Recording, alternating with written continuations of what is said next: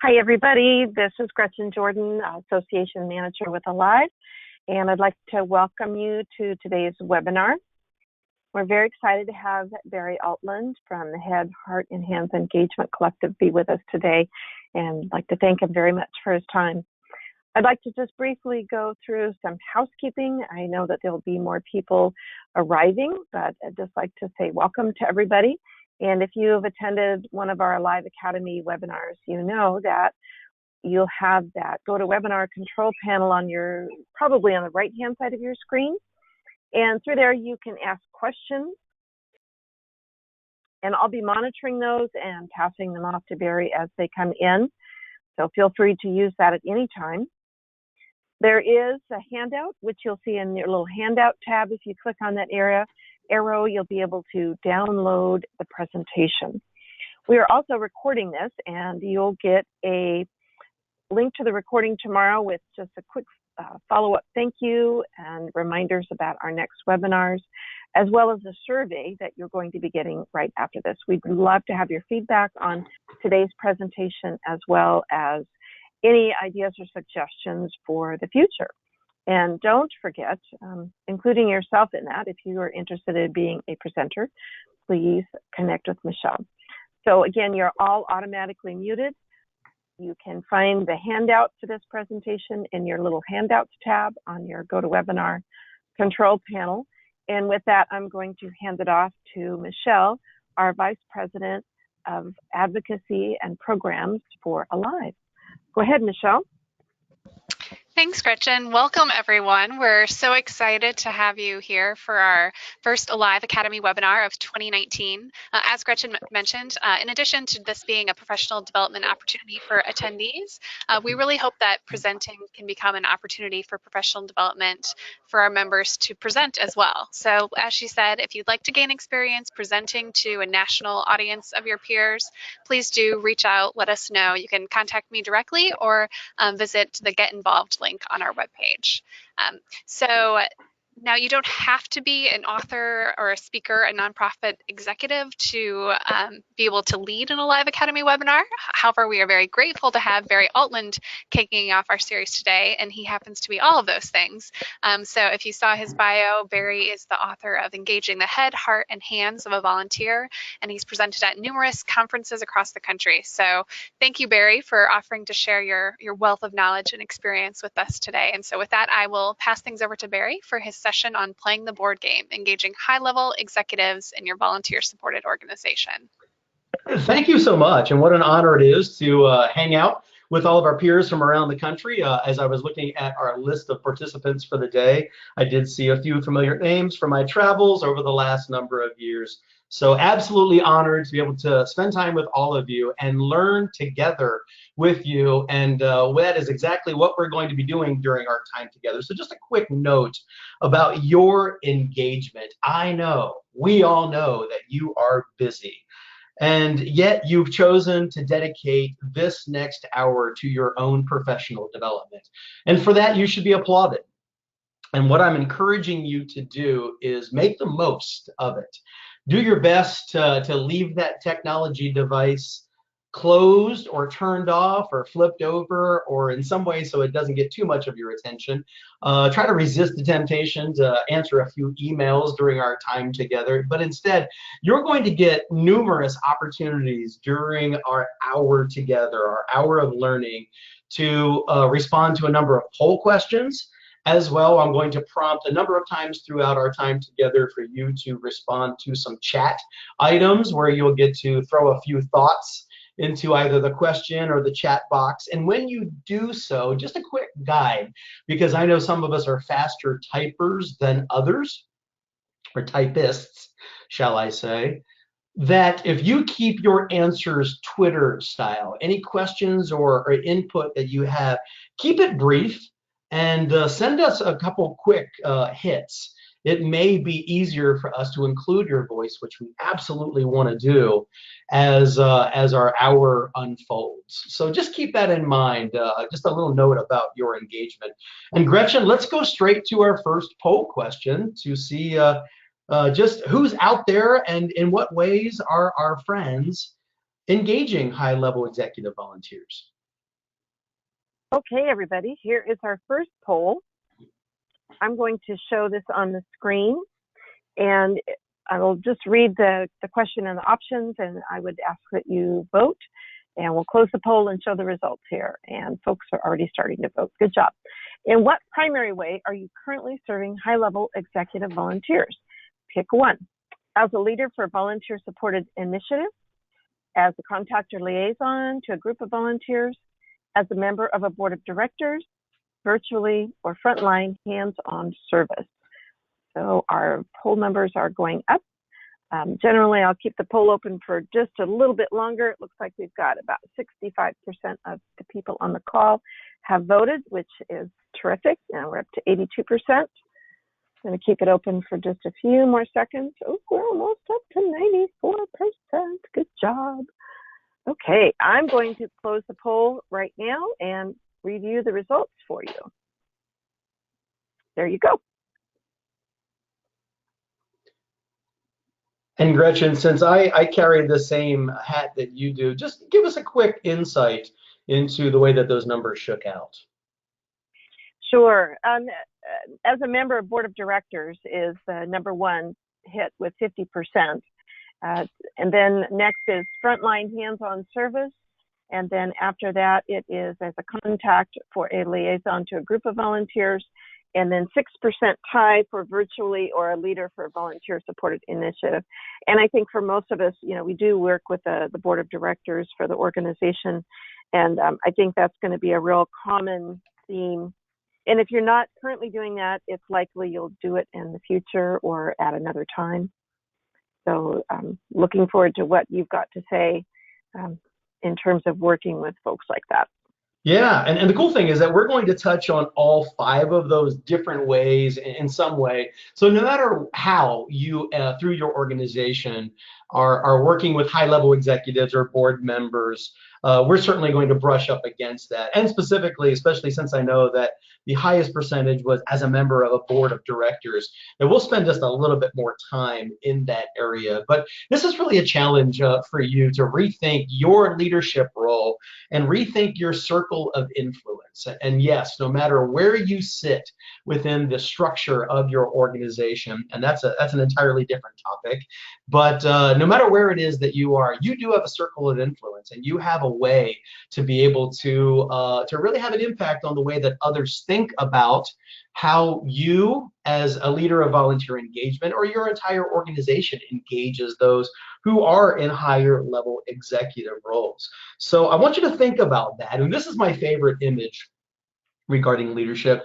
If you've ever seen me in a live workshop, chances are you've seen this image. I do trot it around quite a bit because I feel like it captures what we really should be doing as leaders of volunteer engagement. We are that mama duck who's not out front leading the charge, but many times we're allowing those we serve who are serving others and serving amazing causes to take the lead, while we just ensure that we're all moving in the same direction, much as these ducklings are. So again, just challenging your thought processes and the way that you view your own leadership role during our time together. So just so we get in the habit of this polling thing, Gretchen, let's do another poll quickly. All right, and I wanted to just go back to a couple of comments I had in the questions that some folks were unable to download the handout, and I apologize for that, but I'll email that out to everybody after the webinar today. So next poll is, and again, another favorite, there are only 2 types of motivation. What are they? Coffee and chocolate, positive and negative, internal and external, carrot and stick. So hopefully that one, I know the last poll, we had a comment that someone said that it was hard to pick just one. And I think same for this as well. We all know we want to pick that first one, but in reality, it's likely going to be something else. And votes are polling, going right in. Good job, everybody. I'll keep it open for just a little bit longer. Well done, and I'll close the poll and show our results. So 75% internal and external, and then 25% positive and negative. And it's fascinating to me because I wish that I could take credit for having made up all of these possible responses, but these are the ones that I often hear when I share this topic of motivation and how it's so often misunderstood by leaders. So as we look at this, I'm glad to see that about 3/4 of us looked at internal or external, or to give you the fancy words, it's intrinsic and extrinsic motivation. And then what I've discovered is that even if people know, if leaders are familiar with those words, that maybe they're not crystal clear on how they're delineated or even how they're defined. So I'll just give you my take on this based upon my study of this concept of motivation. And it's much more simple than what we tend to make it as leaders, and critical for you to know, even as we look at engaging higher level executives. Intrinsic motivation is that stuff that stirs in our heart. It's the things, it's the passions that exist inside of us that compel us to do whatever we choose to do. In contrast to that, extrinsic motivation is an effort made by somebody else to get us to do what they would like us to do. And I'm hoping that you see through that quick explanation that there's a big difference between intrinsic motivation and extrinsic motivation. But those are the two types that you as a leader, you deserve to really understand and to recognize that one of them plays a greater role, a more significant role in engaging all of your volunteers, especially those who are higher level executives.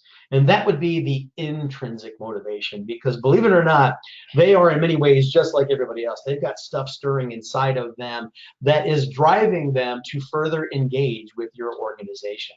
And we need to figure out what that is and honor it. So as we dig deeper into this, Gretchen, let's go to our third poll question. Okay, here we go with the next one. All high-level executive volunteers are the same, uniquely different, pretentious, difficult to deal with, and expecting you to treat them special. And your instructions are to select one of the following. Oh, now people are voting very quickly. And I suspect this is the correct answer. But the other two votes that are coming in for other choices, you're not wrong. Okay, I'm going to close the poll and share our results. We've got 88% uniquely different. I bet that's going to be the right one. But we do have a tie at 6% for the same and expecting you to treat them special. Yes, and even though nobody selected, Gretchen, nobody selected pretentious or difficult to deal with, the chances are you may have encountered a high-level executive who is one or the other, or possibly both of those. And it all comes back to that 88% vote, is that we have to acknowledge that high-level executive volunteers are just like the rest of our volunteers. They are uniquely different. And tying in our learning on intrinsic motivation, they have this complex cocktail, this interesting and unique mix of intrinsic drivers that exist in their heart that compel them to in some way get further involved with your organization. It could be as a member of the board of directors. It could be a frontline service role. Could be a virtual role. It could be even just as a contact or a leader of a volunteer supported initiative. So in any way, what we have to acknowledge and honor is that there is something special that's going on inside that person's heart. And it's really your responsibility as a leader to figure out what that is. So that said, we do acknowledge that our leaders are uniquely different. I am going to spend just a few moments exploring some types. And we're going to have hopefully a little fun with this, because I know that I've been exposed to a number of high-level execs who tend to fit into one of these categories. And the first one is Advisory Alice.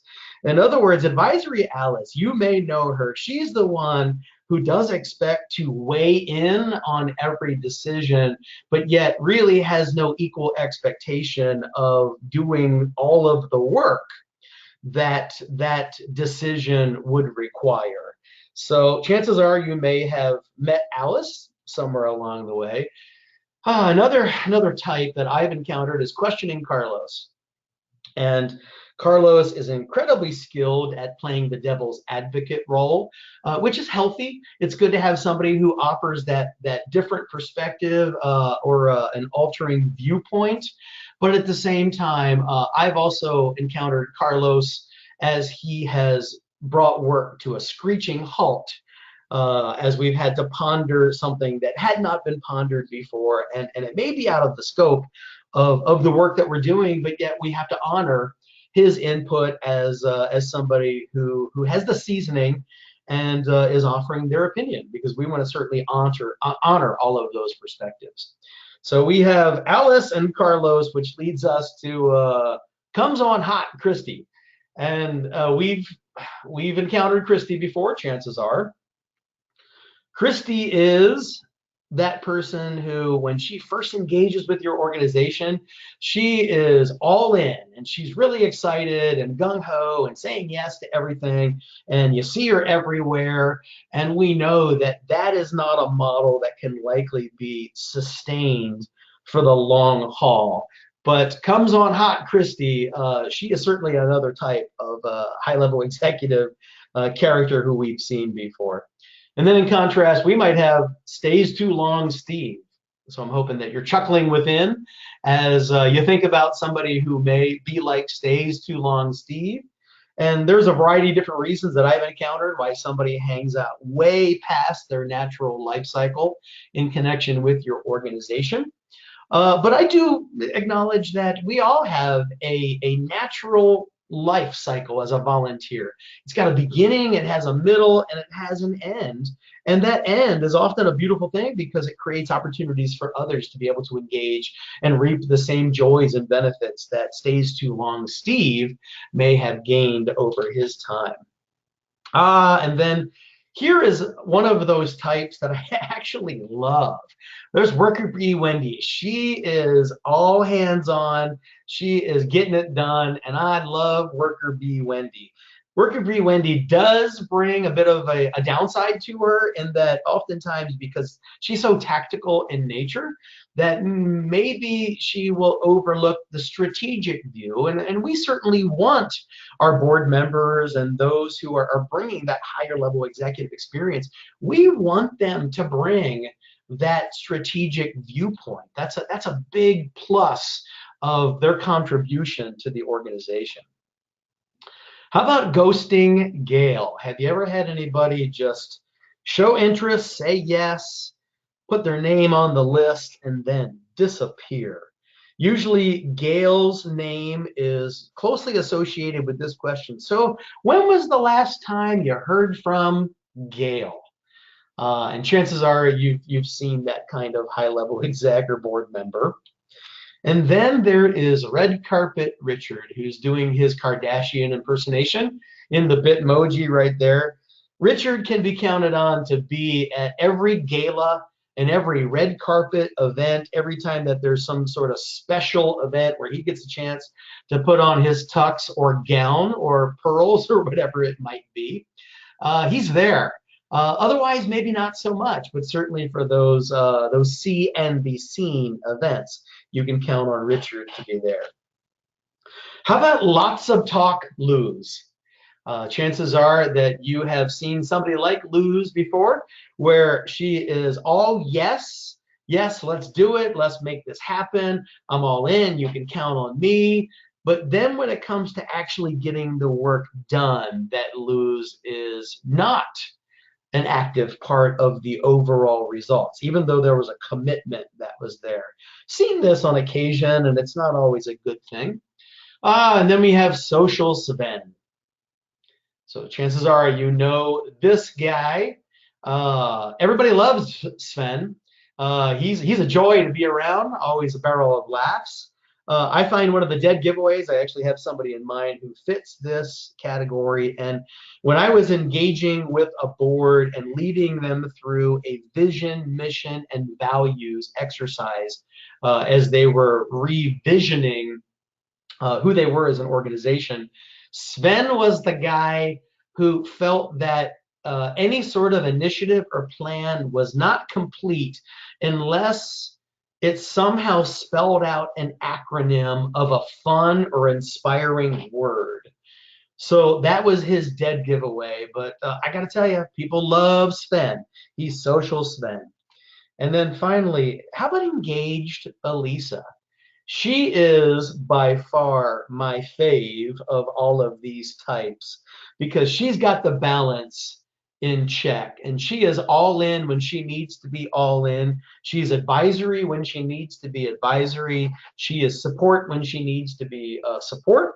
She's part of fundraising when she needs to be fundraising. And she really deeply understands her role as a high-level executive serving through your organization. So yes, I've grilled a few people along the way, but maybe I've left some other categories out. So Gretchen, what I'm going to ask the team to do is note a category or a type of high-level executive who they've encountered that I did leave off of this list. Maybe there were some other categories that came to mind, and I'd love to hear if there are any others that may come to mind along the way. So Gretchen, let me know if any come in the chat box or in the question box. Okay, I'm watching for that. I'll kind of add one anecdotally, which doesn't quite fit what you've talked about already, but let's see if I could follow that. So, oh, here's a great one from Megan Maloney. Thanks, Megan. Bossy Bob. Yes. Bossy Bob. I tried to go soft by saying Advisory Alice, but Advisory Alice and Bossy Bob, they do share some common traits. Good one. How about another one that may have come in? Oh, Megan, she's on fire today. Good job, Megan. Out of touch Owen. Boy, Megan, I would love to learn more about Out of Touch Owen. But yeah, chances are, you know what? I just dealt with this person on a phone call yesterday, and Owen was a challenge who disrupted a team conference call. So I totally get Owen if we're talking about the same Owen. I would. I've got a couple more that have come in. I'll add one of my own if I may. Please. Sleepy Sally. I've had board members who come in and promptly fall asleep during the board meetings. Awesome. And here's a great one from Shelley Kaiser. Hi, Shelley. Similar to Bossy Bob, one-man show Owen. Owen's wearing more than one hat today, I see. And then another great one from Amy Smith. It says, not engaged Nancy. And she says, probably related to some others on the slides, but I totally agree. That's someone who probably sits right next to a couple of those other folks. Well, I just want to give all of us as a team a chance to have a little fun with this, that we do recognize that there are some types, maybe some behavior patterns that we've seen from our high-level execs, and it is perfectly healthy for us to commiserate just for a moment, but we can't stop there. What we need to do is really think about, okay, what are the solutions?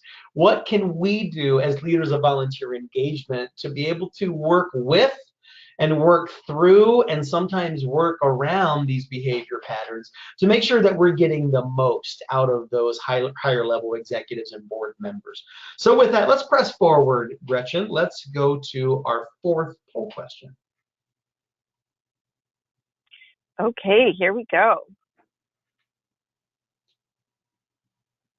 A high-level executive and a volunteer-supported organization work together because doing so benefits the volunteer-supported organization. Doing so should be of mutual benefit. Doing so benefits the executive. Doing so benefits the executive's employer. So folks are already off and voting. Very good.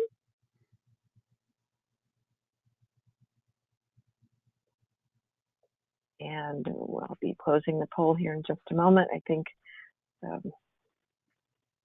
Great response on this. Thank you, everybody. All right, I'm going to close the poll and share the results.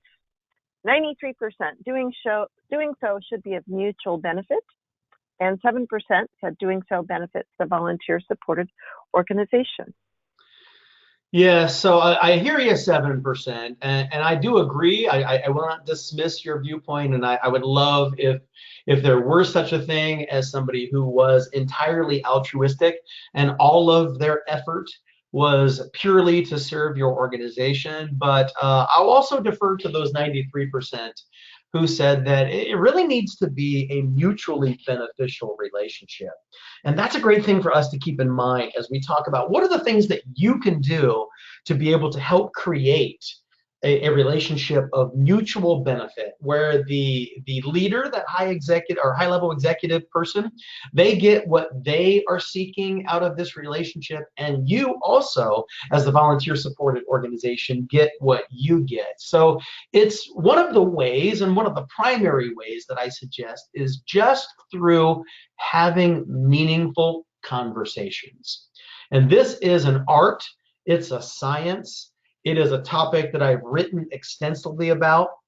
It's a topic that has really found traction in high-performing corporate organizations, and I feel is only beginning to gain traction in nonprofit and volunteer-supported organizations. But it's a pretty basic, straightforward concept. Is you, the leader, or whomever is the right person, the optimal person, to be able to wear this coach hat, to just get in the practice of having regular, meaningful conversations. So what I'd like to do is break down this definition for coaching and note that it's really about conducting regularly scheduled one-on-one discussions between you, the leader, and your team members, or maybe it's for those who are committed and dedicated team members. Maybe it's not everybody, especially if you deal with hundreds of volunteers. Those who are focused, and you're going to have that conversation focused on performance and development. So let's work through this and acknowledge that coaching, having these conversations on a regular basis, building it into your repertoire, into the way that you conduct your leadership business on behalf of your organization, is of tremendous value. So these conversations don't come out of the blue, but for everybody, especially for those high-level execs, that they recognize, hey, this is just part of what you do. You've got these touch bases, these one-on-ones, and it's an important part of our staying connected. Scheduling them, whether that executive manages their own calendar or you work with a support person, getting on their schedule and getting on your schedule puts gravity and importance to this simple conversation, just by making sure that it's represented on an Outlook calendar or a Google calendar, or however it is that you might manage your life. And we do honor that these are one-on-one conversations. So sure, you might touch base with that exec through some group chats and some meetings and those kind of things, but having one-on-one touches with that individual has tremendous value. And we do not want to overlook how important it is that you're scheduling on a regular basis those one-on-one conversations. And this is between you and between that high-level executive. So just clarifying that, being able to engage that person directly, what an honor it is for you to be able to do that, to get their time and for them to get your time as well. And being able to build that relationship so that you're fostering engagement and making sure that you're creating that mutually beneficial relationship. But you won't do that if you just have a random chat. These are conversations that need to be focused. They need to be planful. You need to prepare in advance and show that you are every bit your weight of a high-level executive, that you're a strategic thinker and a strategic doer just as you hope they are. And how you plan for these conversations is making sure that your conversation, your chat, focuses on two things. One is performance. And performance is really focused on what they are doing for your organization. And then the other piece, the development piece, is really more about what is your organization doing for them? In what way are you helping them grow? And I'm hoping that your answer to that question is clear to them and it's clear to you. And if it's not, well, imagine how cool it is for you to have that central to this coaching conversation. So here's what I'm asking, Gretchen, from the group is for anybody who's benefited from building out this kind of relationship with a higher level executive who has served through your organization, where you have had regular, ongoing, scheduled chats, and you've really dug into some meaningful stuff. I would love to just hear what you think the value or the benefit is to you, to your organization, to that leader, to the volunteers around them, maybe to your beneficiary or to those whom you serve, or whatever your cause is. Whatever it is, whatever impact is created by that relationship, I would love to hear your input. So Gretchen, I feel like I've teed that up fairly well. What may have come in response to that? I'm just waiting to see if anything has come in, but I wondered if Michelle might have any feedback about this. Yeah, I really love this idea of being strategic about coaching with those higher level executives. And it's something that I'm really mindful of when I'm working with interns and other volunteers, but I don't know that I've been really strategic in utilizing this with our more executive level volunteers, where I've, had some check-ins, but I don't think I've really framed it in this way. And I think it probably would be more beneficial to start doing that. So I'm really excited to start implementing this. Thanks, Michelle. Barry, nothing else has come in yet, but I will say for myself, when I've been able to do this, it's been a benefit for all three, but certainly I had a champion at the board of directors, someone who was extremely complimentary to the work that I did, to the rest of the board, and to my executive director, which was very much appreciated. It was nice to know that you had somebody, kind of in your corner. We've got a great comment here from Leah. Hi, Leah. Starting to do this more now with the newly retired professionals, yielding some great new safety tools for our volunteers. Fantastic. Very good. Well, and maybe the reason why we're not seeing a flood of input at this point, I'm just speculating, is because just as we heard, maybe this is a newer concept or a different way of framing this or thinking about it.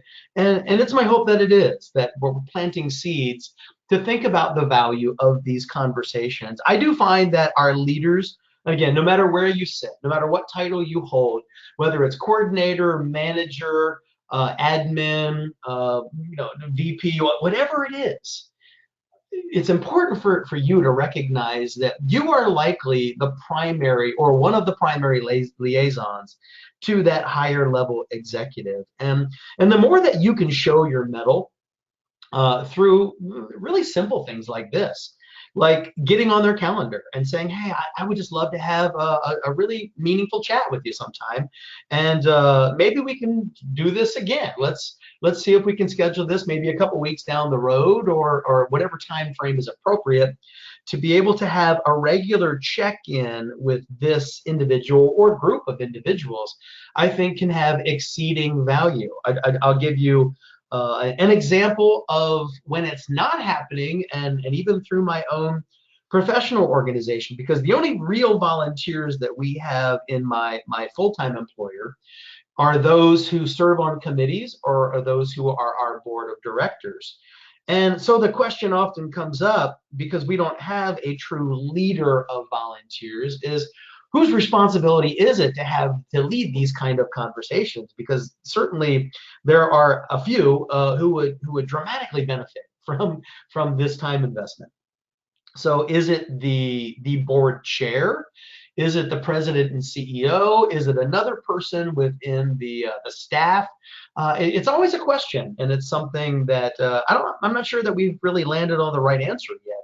But I do see the value, and I'm working hard right now to infiltrate this concept into my own professional life. And I'm confident that we're going to see the value of it as we move further along. But it's all about meaningful conversations. So with that, Gretchen, let's go on to our next polling question. And before we do, let me just touch on this. Yeah, let me and just. I do have, and Yeah. Barry, I'm sorry, I've had another great comment from Nadisha. Fantastic. Please share. She says, I've had some success with check-ins with executive level volunteers.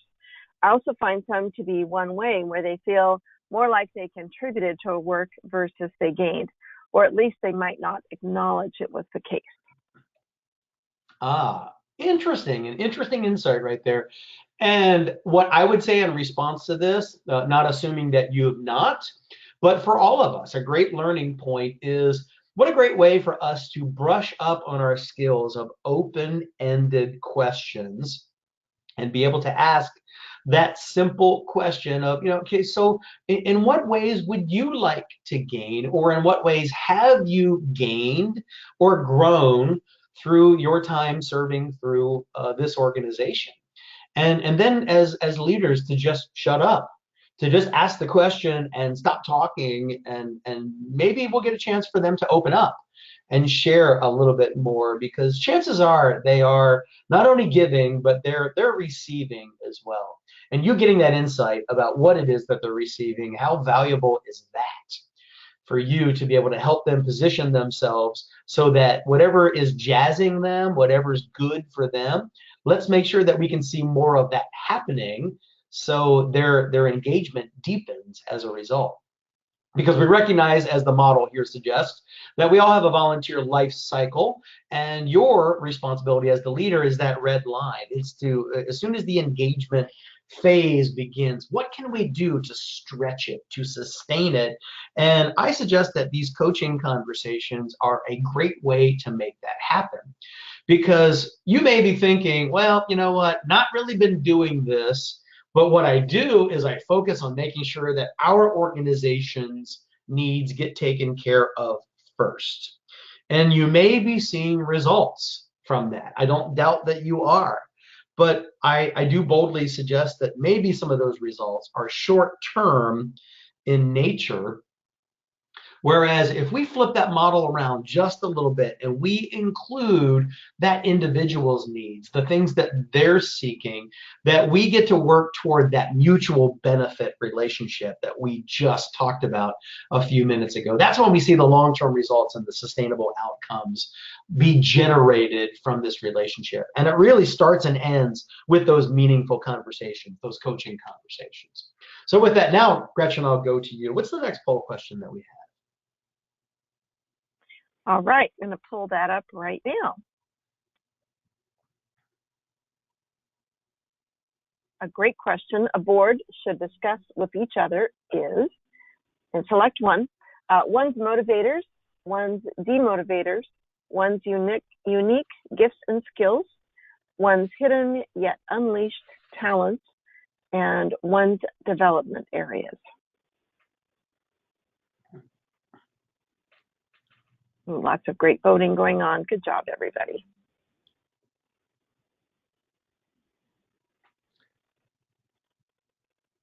All right, a few more votes to come in. We're almost there. Great feedback. All right, I'm going to close the poll, share our results. So number one at 53% is one's unique gifts and skills. Second at 20% is one's development areas. Tie for third with 13% is one's motivators and one's hidden yet unleashed talent, and no votes for the demotivators. Which is interesting, because I may boldly suggest that asking that simple question of, okay, so chances are you've served in some capacity before. What was that one thing that happened that really rained on your parade, that really made you lose your heart? And discovering somebody's demotivators can actually be really insightful. So I do suggest that including those in those conversations, those coaching conversations can be of incredible value. And we're going to touch more on that in a specific way that you can have that or lead that conversation in just a moment. So I just want to emphasize again this mutual benefit piece because it's about the real talk. It's about having real and meaningful conversations where you're establishing clear and mutual expectations. So many of those characters who we referred to earlier, whether it was advisory Alice or social Sven or any of those, or even engaged Elisa, who is our model high-level executive or board member, chances are we either did or did not have a real and meaningful conversation that created clear and mutual expectations. So I find that this is a topic that is too often not explored between organizations and any of their board members or higher level executive volunteers. Is let's talk about what we expect from you, and let's talk about what you expect from us, from our organization and from our leaders. And it's only when we do that that we create that mutual love society. We get that person's heart really deeply engaged. And when we talk about the sustainment phase, we hope that this time, the I'm over it phase, is not for many, many years to come, that we're able to sustain that engagement.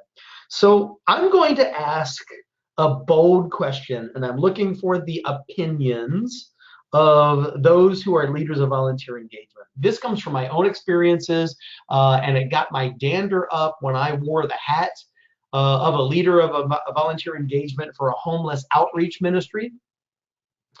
And I felt like many of those executives or higher level folks or our board members seemed unwilling to serve in the frontline volunteer roles. In other words, they had this viewpoint of that's what other people do, but I'm somehow above serving those who we serve in a frontline capacity, which could have been helping to fulfill meals, or it would have been doing laundry, or helping to select clothing or toiletry items, or even just sitting down and having a meaningful conversation with a person who is homeless and building relationship with them. I did find that some of our folks really kept all of that at arm's length. So leaders of volunteer engagement, what is your opinion on that, on establishing an expectation that every one of your board members should in some way at least do a job shadow, if not actually fulfill all of your frontline volunteer roles? So Gretchen, what thoughts may have come in on that topic? I've already gotten one in from Amy, who says agreed, and I would definitely agree with that. I would say the most important thing, I think, is to just remember if there are any confidentiality or any issues like that as far as, protecting identities or confidential information that is held to. Michelle, do you have any feedback on that? I agree completely. I think it's a great way for board members to really truly understand some of the kind of impact the organization is doing and truly kind of see firsthand the mission of the organization, and to have a better understanding of the work that volunteers and staff do. Thank you. And I've got a few more comments that have come in. Another one from Amy. Even if they don't do all the frontline volunteer opportunities, just participating in one opportunity a year would be terrific. Absolutely. And Leah says, we have Fun at Work Week, followed by Board at Work Week, where board members are encouraged to come alongside our volunteers and clients. Fantastic. And love that idea. Love that idea. That's a great one. I've been really lucky to have one of my volunteers become a board member. I really felt like our on the ground volunteers and clients had a voice. That's fantastic. Yeah, and thank you for those of you who weighed in. And I was hoping to gain a little momentum around that idea. It's not one that I've often heard discussed in our Leader of Volunteer Engagement circles, and it's one that I do believe deserves some greater attention. So give that some thought. Think about how you can further incorporate that into your organization and the expectations that are set for higher level execs or for board members, that there is nothing of greater impact that will help them to understand the mission of your organization and what you truly do than to in some way get their hands a little dirty and have them be an active part of the very same things that your volunteers do. So I'm a huge proponent of that, and I'm pleased and quite tickled to hear that others are also on that way of thinking. So here's And a Barry, freebie. Yeah, go ahead. we've got another comment from Nadisha. She says, we have a learning and development calendar to volunteers that allows them to learn more about our work and deepen their lens about the need and impact of our work, i.e. agency tours. Ah, okay. And again, a step in the right direction.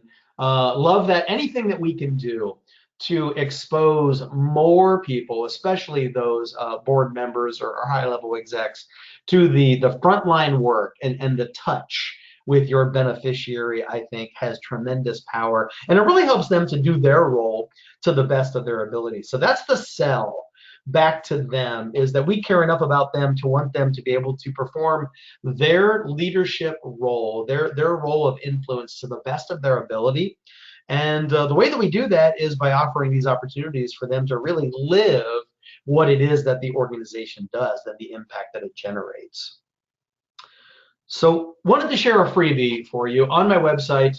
On one of the top navigation options, you'll see serving organizations. And I'm very soon going to be adding Barry Speaks 2019 there. I've got some opportunities cooking and more that I'm expecting to hear from soon. But you'll see at the bottom of that drop down is 5 colored cards, a board engagement exercise.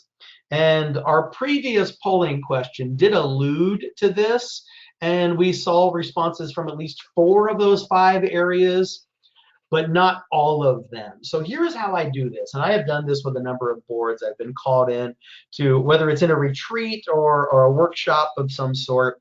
I do this at my investment of $1.07, because the Orange County tax rate is 6.5 cents or 6.5% on the dollar. So they round that up to 7 cents. And for $1.07 at the dollar store, I get one of those packs of index cards that have 5 different colors in it. And then I distribute one of each of those colored cards to every board member. And then they proceed to answer questions, writing their answer on each of those 5 different colored cards on these questions. One is, what is your why? What are your intrinsic motivators? In other words, why are you choosing to get more actively involved in the organization? The second one is, okay, what are these gifts and skills and talents and experiences that you have that you would like to share that you think will benefit the organization? The third one is the one that we talked about a moment ago, is asking, what are the things that are going to dampen your spirit? What are the things that have rained on your parade in the past? Because we want to know about those. We want to make sure that we're not replicating those less than positive experiences that you've had in the past. One more is, let's lift up. Where do you want to grow? What is it that you want to get out of this? A common example that I give in many professional associations and boards, there is somebody who has the finance role. Well, imagine an executive or a higher level person, one of your board members, but they're not a CFO or they're not an accountant, but they're somebody, as part of their development, they want to understand more deeply the financial aspects of their own organization. So they do it in a relatively safe zone, which is by getting more involved in the financial aspect of your organization. What a cool development opportunity for them. And you'll never know if that exists until you ask the question. And then the last one is, what do we not know about you that could be of great value to this organization?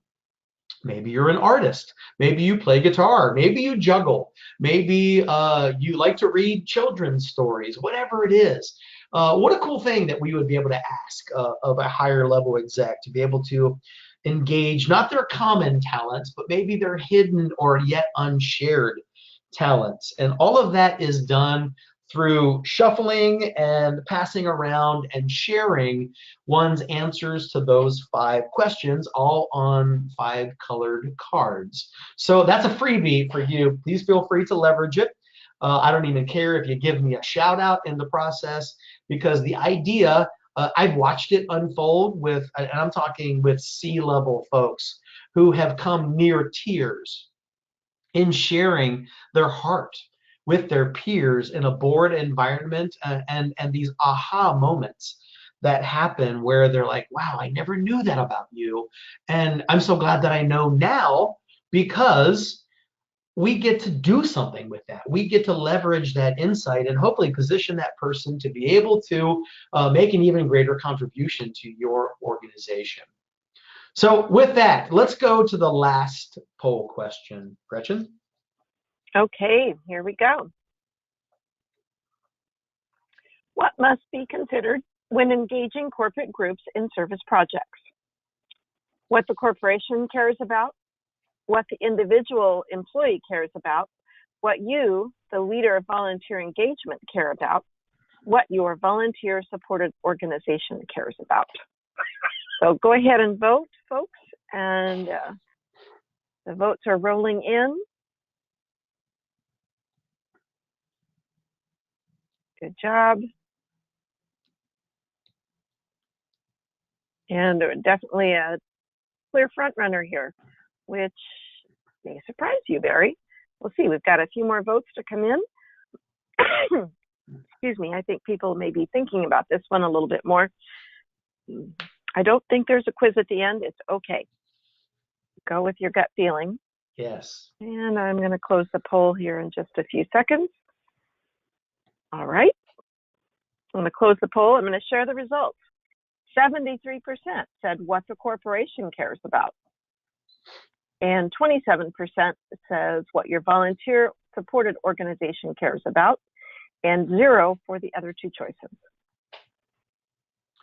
Yeah, that's an interesting take on this, and in many ways I'm tickled to see that there is a high percentage who recognize that what the corporate entity cares about is of real importance, because I do find that leaders of volunteer engagement, especially when we're engaging with CSR groups, and I know that many of you do. So think of this as just a little bonus topic to throw in at the end here, because I thought it was worthy of tagging onto this concept of how do we engage higher level execs or board members, because sometimes they're part of an initiative where they're bringing their team with them or their organization with them.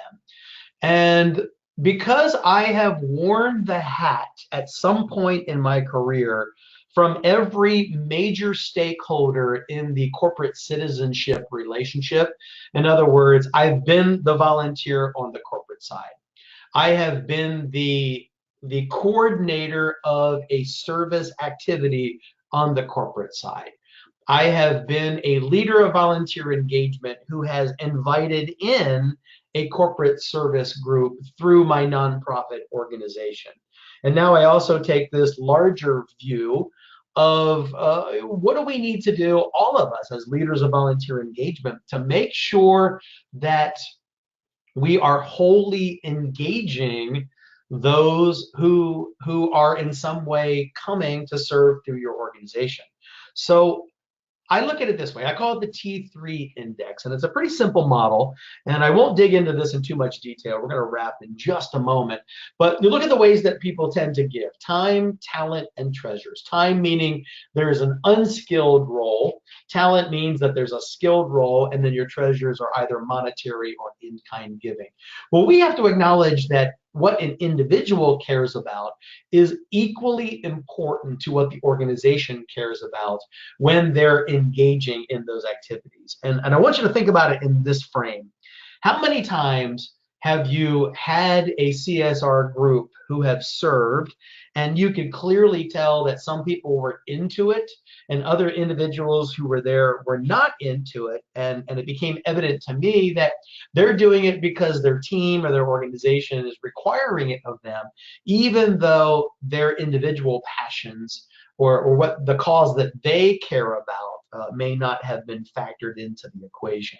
And what we get there is a slightly lower level of engagement. So I do give you this model to recognize that both what the organization matters and what the individual cares about can really be impactful in creating engagement for those groups. So just consider that a bit of a bonus throw in on the end, tangentially related to our topic.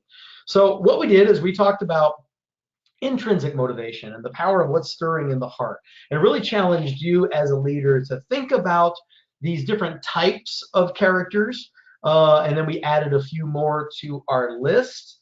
And then we talked about the concept of coaching, what meaningful relationships and meaningful conversations can do to help boost that engagement level of your higher level execs. And then finally, recognized the value of just getting them to open up their hearts. And we can do that through those open-ended questions, and maybe that 5-colored cards activity is one that could serve you well. And when you do all those things, maybe you'll see that the service role, the higher engagement of those executives will be trending up, and then you will be able to just sleep a little bit more easily at night. Because here's the reality. Engagement, it happens one person at a time. And just as that's true for every one of your volunteers, it is also true for every high-level exec or board member. And we have to embrace that engagement. It happens one person at a time.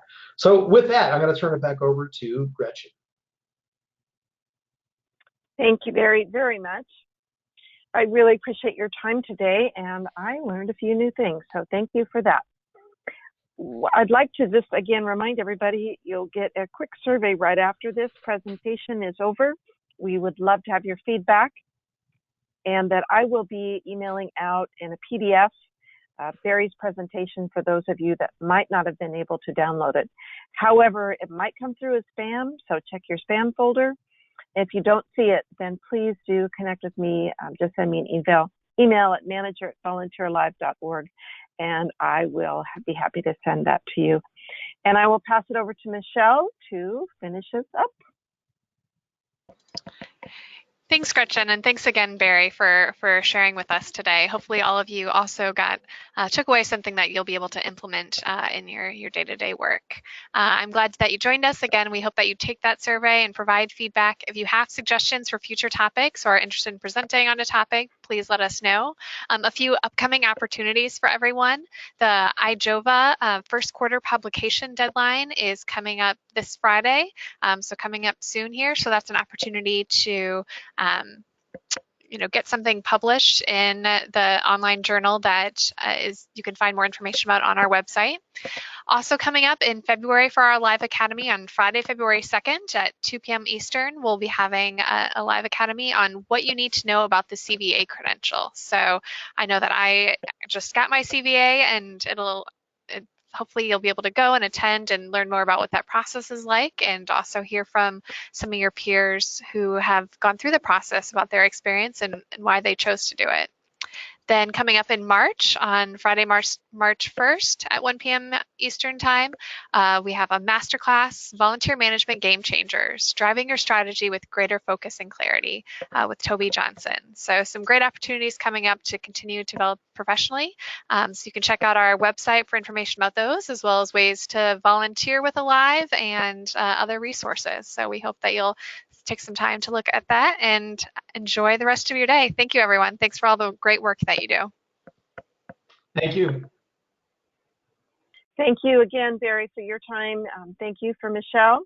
And Jenny says about sending that. Yes, and I will send the presentation to all the attendees. And you'll get a follow-up email tomorrow with a recording to this presentation in case you'd like to re-listen, pick up any other little nuggets of information. And again, Barry, thank you so much. And everyone, please, if you are in those polar vortex areas, please stay warm. We're thinking of you. I will say that both Barry and I at this point are in Central Florida, and it's, I better check again, it's still 58 degrees. So we're feeling it Florida style, but for the rest of you who are, could be as much as different as 90 degrees, please stay warm, please stay safe, and have a great rest of the week. Bye-bye.